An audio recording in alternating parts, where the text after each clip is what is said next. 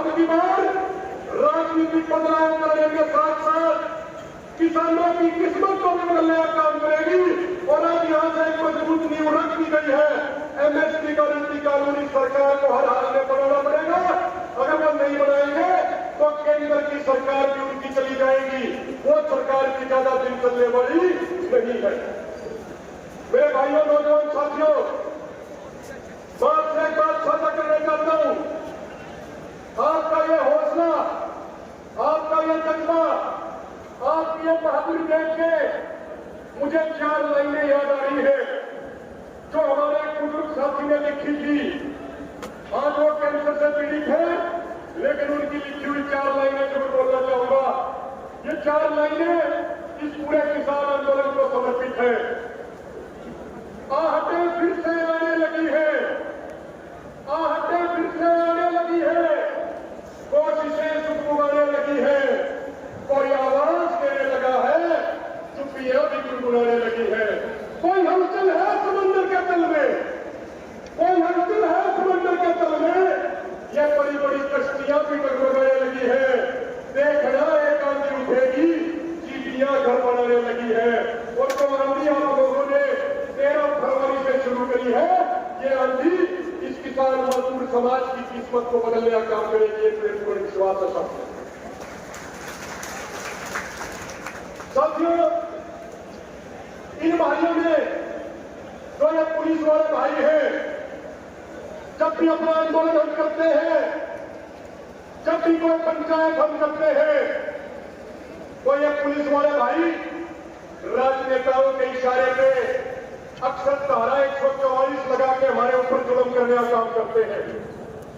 मैं हरियाणा के तमाम किसान भाइयों से हाथ जोड़ के और सिर झुका के यह प्रार्थना करना चाहता हूं कि ये कहते हैं ना कि भाई 5 लोगों से ज्यादा इकट्ठे नहीं होने देंगे, धारा 144 लगी है, तो मेरी हाथ जोड़ के प्रार्थना है कि 5 अक्टूबर को जब आप वोट डालने जाओ तो किसी भी गांव से 5 से ज्यादा वोट बीजेपी को नहीं जानी चाहिए।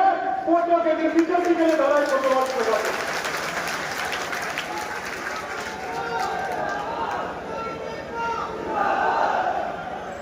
मेरे भाइयों, पंजाब के साथियों का एक अनुशासन है, ये हमेशा झंडे लेकर चलते हैं। हम भी इनसे ये बात सीख रहे हैं। हमारे हरियाणा वाले भाइयों को झंडे साथ रखने की एक को आदत नहीं है, तो 5 अक्टूबर को बीजेपी के लिए वोटों में कर्फ्यू लगाने का काम करोगे या नहीं करोगे?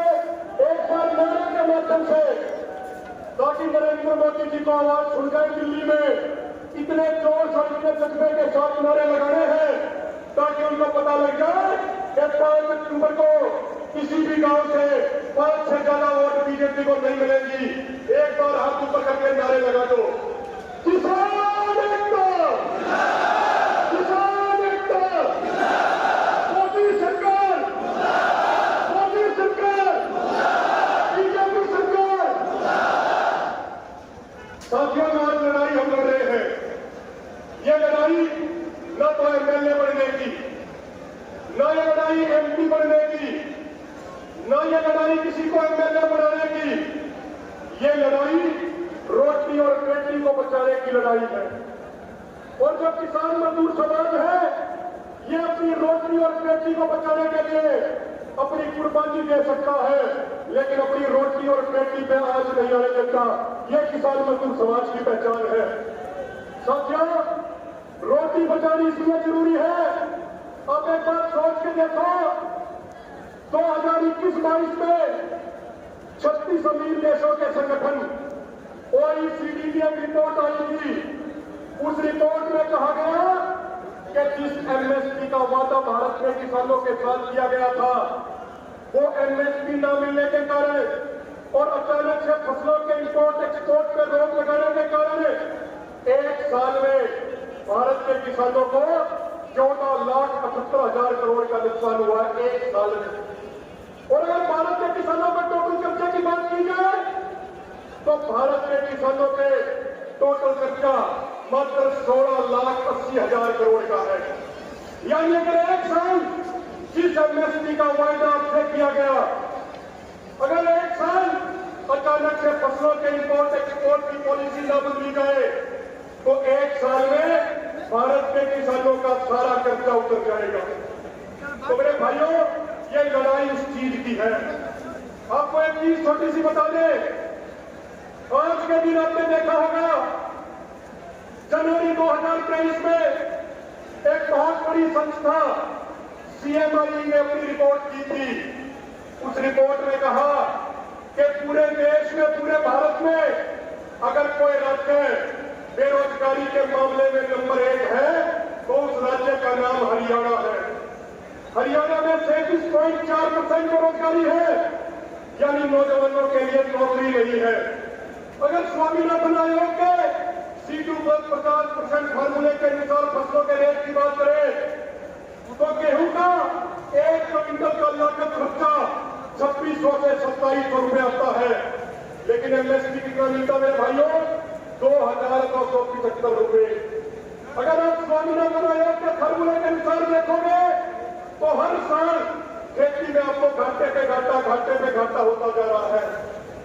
अब नौजवानों ने जब इस देश में हमारे लिए रोजगार नहीं बचा, खेती में कुछ नहीं बच रहा, तो नौजवानों ने एक नया रास्ता ढूंढा था कि भाई विदेश जाके मजबूरी में मजदूरी करेंगे। लेकिन आपकी जानकारी के लिए बता दूं, जो नौजवान विदेश जाते थे, आज से 3 साल पहले जिस काम को करने के 1 घंटे के उनको $18 मिलते थे, आज उसी काम को करने के 1 घंटे के मात्र 10 से $12 मिलते हैं साथियों। ये America, Canada, New Zealand, Switzerland, Sweden, Norway, France, Britain, Germany, ये देश इतने ज्यादा चतुर है, ये तभी तक हमारे लोगों को अपने देश में आने दे रहे हैं जब तक इनको सस्ते मजदूर चाहिए। ये कभी तक हमारे नौजवानों को अपने देश में आने दे रहे हैं जब तक पैसा यहाँ से बाहर जा रहा है। जिस दिन पैसा बाहर से यहाँ आने लग गया और उन लोगों को सस्ते मजदूरों की जरूरत खत्म होगी तो एक भी आदमी को अपने देश में नहीं घुसने देंगे। तो वो रास्ता विदेश में मजबूरी में जाकर मजदूरी करने का रास्ता भी बंद होने वाला है। तो अगर गरीबी की बचानी है, अगर गरीबी की रोटी बचानी है तो एक ही तरीका है।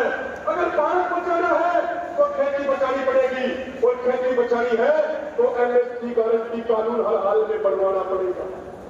मेरे भाइयों, मेरे बुजुर्गों, नौजवान साथियों, मैं छोटी सी 2-3 बातें कह के अपनी बात को खत्म करूंगा।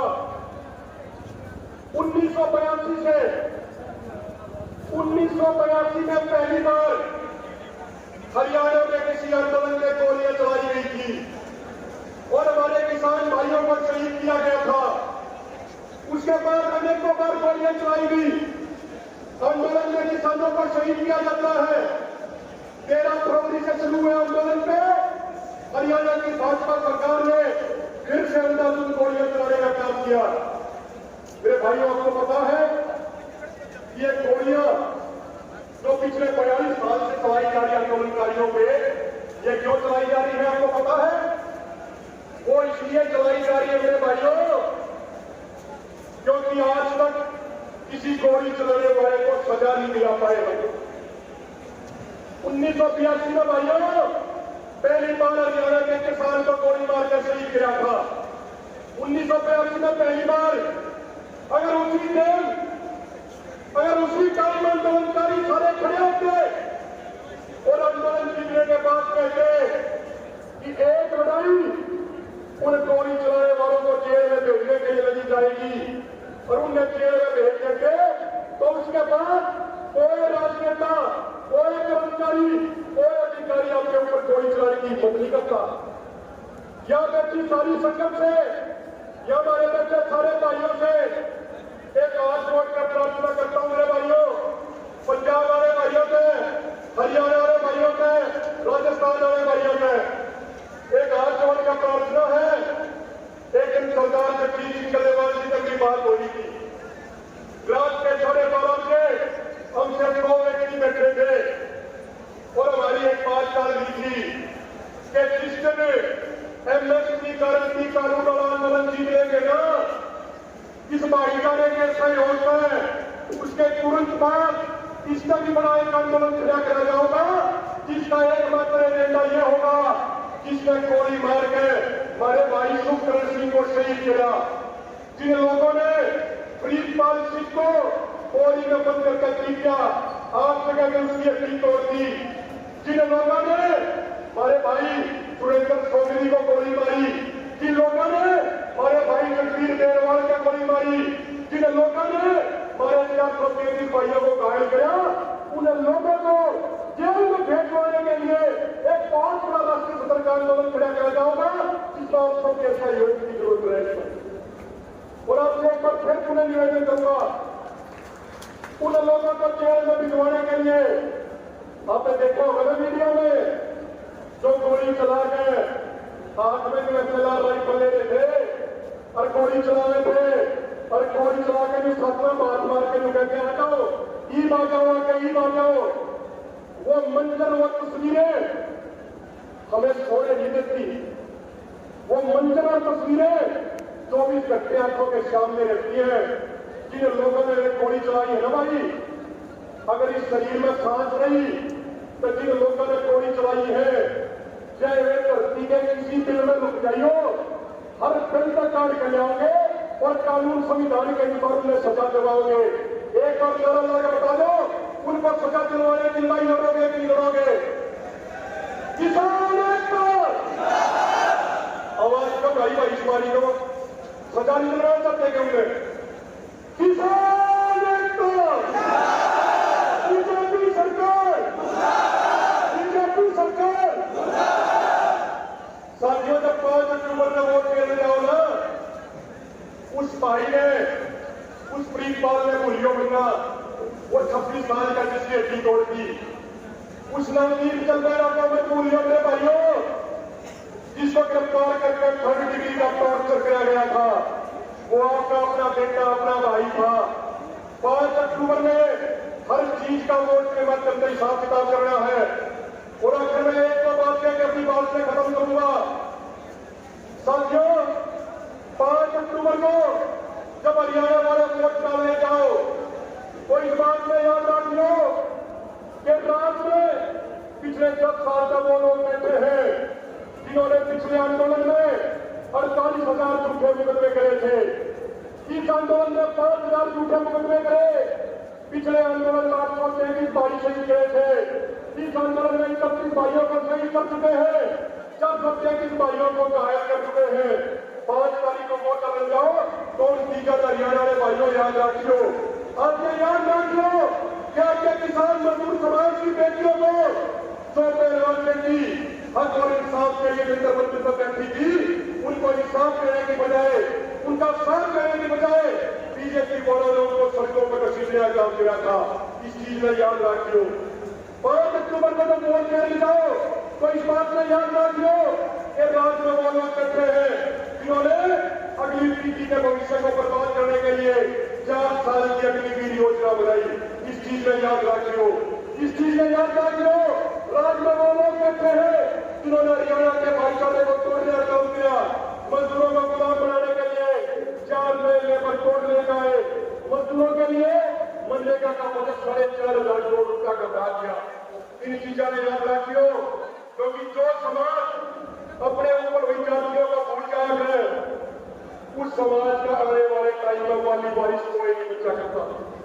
जो समाज अपने ऊपर हुई जातियों को भूल जाएगा, उस समाज को आगे बर्बाद होने से कोई नहीं बचा पाएगा। इसलिए हाथ जोड़ के प्रार्थना है, पिछले 10 सालों में जो चार्ज किया भारतीय जनता पार्टी ने हरियाणा के किसान मजदूर समाज के ऊपर, 36 बिरादरी के ऊपर जो जाति गिरी है, जो अत्याचार गिरा है, जो जुल्म गिरा है, 5 अक्टूबर को वोट के माध्यम से प्यार समेत उनका हिसाब किताब करने चाहिए। अंत में एक बात कहकर अपनी वाणी को विराम दूंगा। साथियों, जिन लोगों ने किसानों मजदूरों के ऊपर जाति गिरी है, जिन लोगों ने किसानों मजदूरों को शहीद किया है, उनसे अगर बदला लेना है तो बदला लेने का पहला कदम होगा कि 5 अक्टूबर को हरियाणा में बदलाव करें। जब बदलाव होगा उसके बाद आगे बदला लेने की भी आगे लड़ाई लड़ी जाओगी मेरे भाई। अंत में कुछ नारे लगवा कर अपनी बात में मैं यही तक खत्म करूंगा और एक हाथ जोड़ के प्रार्थना जरूर करूंगा। जितने ध्यान से, जितने प्रेम और जितने स्नेह के साथ आप लोगों ने मुझे सुना है, उससे दुगने ध्यान से, दुगने प्रेम और दुगने स्नेह से आपको सबको सरदार जगजीत सिंह डल्लेवाल जी को सुनना है। कोई भी साथी अपनी जगह से नहीं लेगा। बात ठीक है? मानोगे कि मानोगे? इस बात में मानोगे ना?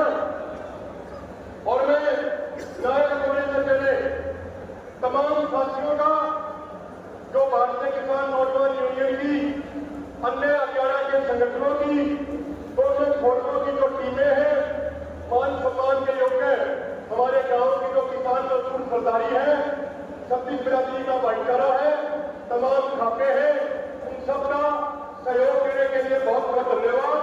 आज जो आपको व्यवस्था यहाँ नहीं मिली, वो पुलिस प्रशासन के कारण जो हुआ, उसके लिए भी आप सबसे हाथ जोड़ के माफी मांगता हूँ। जिन साथियों ने दिन रात इस कार्यक्रम के लिए मेहनत करी, अगर नाम लूंगा तो ज्यादा समय लग जाएगा। मेरे तमाम साथी जिन्होंने संघर्ष किया, जिन्होंने दिन रात एक करके सेवाएं दी, लंगर की सेवा लेके आए, उन तमाम साथियों का बहुत बहुत आभार है, बहुत बहुत धन्यवाद है। कोई गलती नहीं हो, मुझे पता है बहुत सारी गलतियां रही होगी। जो गलतियां रही है उनके लिए हाथ जोड़ के क्षमा मांगते हैं, माफी मांगते हैं। और मैं सरदार जगजीत सिंह डल्लेवाल जी को ये निवेदन करूंगा, एक बार वो मंच के ऊपर आए, जो एक रैली में जो काम चलाओ मंच बनाया है, और उनके स्वागत में आपने जितनी ताकत से अब तक नारे लगाए, उससे दुगनी ताकत के साथ आपने नारे लगाने हैं और जगजीत सिंह डल्लेवाल जी का आपने स्वागत करना है, सम्मान के तौर पर नारे लगाने हैं। किसान मजदूर